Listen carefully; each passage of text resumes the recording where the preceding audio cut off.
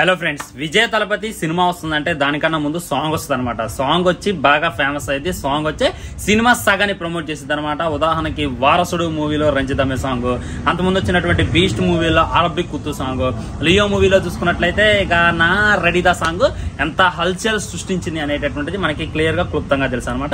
ఈసారి అలాంటి ప్రయత్నమే జరిగింది. GOAT movie, greatest of all time. Sudheer cinema కాదు, మన విజయ్ తలపతి గారు ఒక సినిమా తీస్తుండో ఈ పేరు మీద. ఇదే లాస్ట్ సినిమా, ఎందుకంటే ఇక మీద తను పాలిటిక్స్ కి వెళ్ళిపోతుండో ఇక నేను సినిమా తీయను అని చెప్పి 100% క్లారిటీ ఇచ్చేసిండు. సో లాస్ట్ సినిమా కాబట్టి ఖచ్చితంగా బీభత్సమైనటువంటి హైప్ ఉంటది.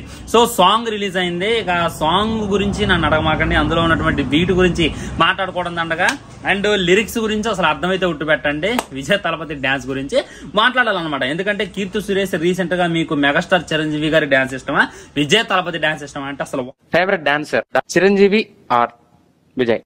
విజయ్ సార్, క్షణం కూడా ఆలోచించకుండా విజయ్ తలపతి డాన్స్ అని చెప్పింది అనమాట. దాంతో ఇందులో మనోడు వేసినటువంటి డాన్స్ అని పట్టుకొని బేభత్సంగా ట్రోల్ చేస్తున్నారు. సో ఏ సాంగ్ అయినా సరే ఫస్ట్ విమర్శలు అనే కామన్ అనమాట. తర్వాత ఆ సాంగ్ బేభత్సంగా లేసేది, బేభత్సంగా ఇదేది అనమాట. సో ఇంకా బాగా ట్రోల్ అయ్యేది.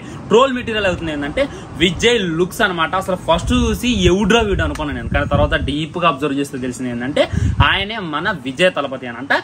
దానికోసం కొత్త టెక్నాలజీ వాడారంట. దాన్ని ఏజింగ్ అంటారు అనమాట. అదేంది అని అంటే యాక్టర్స్ ని యంగెస్ట్ ఏజ్ లో చూపించడానికి ప్రయత్నం చేస్తారు. మన ఆర్టిఫిషియల్ ఇంటెలిజెంట్ ఎట్లా అంటే అది కూడా ఏజింగ్ అని చెప్పి ఒక ఉంటది అనమాట, ఒక విఎఫ్ఎక్స్ లాంటిది. దాంట్లో యాక్టర్స్ ని బాగా యంగ్ గా చూపించవచ్చు. ఉదాహరణకి ఆచార్య మూవీలో మన చిరంజీవి గారిని ఇలాగ యంగ్ ఏజ్ లో సేమ్ ఇదే వాడి ఇదే టెక్నాలజీ వాడి చూపించేటటువంటి ప్రయత్నం చేశారు. విజయ్ తలపతి గారిని కూడా ఇలాగే చూపించారు. నిజంగా చాలా అంటే చాలా దరిద్రంగా ఉంది.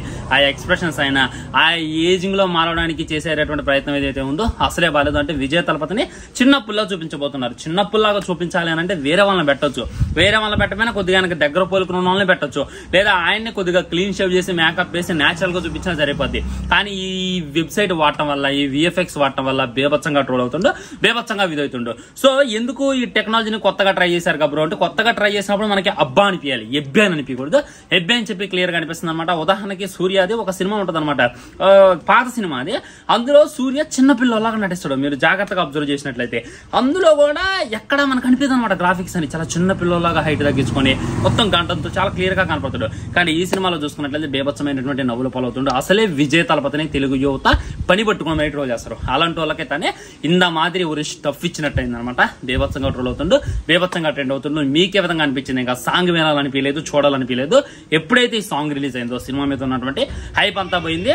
లుక్స్ రిలీజ్ చేసినప్పుడు ఏం కాదనిపించింది, కానీ ఇది చూస్తున్నప్పుడు అయితే డిసప్పాయింట్మెంట్ అనిపిస్తుంది. ఈ విషయం, ఈ లుక్ అయితే చాలా వరస్ట్ గా అనిపించింది, బేభత్సంగా ట్రోల్ అవుతుంది. మీకే విధంగా అనిపించింది అనేటటువంటిది మీ వాల్యుబుల్ కామెంట్ తప్పకుండా కింద కామెంట్ చేసేటటువంటి ప్రయత్నం చేయండి. బాయ్, ఉంటా, నమస్కారం, వందే మాత్రం, జై హింద్.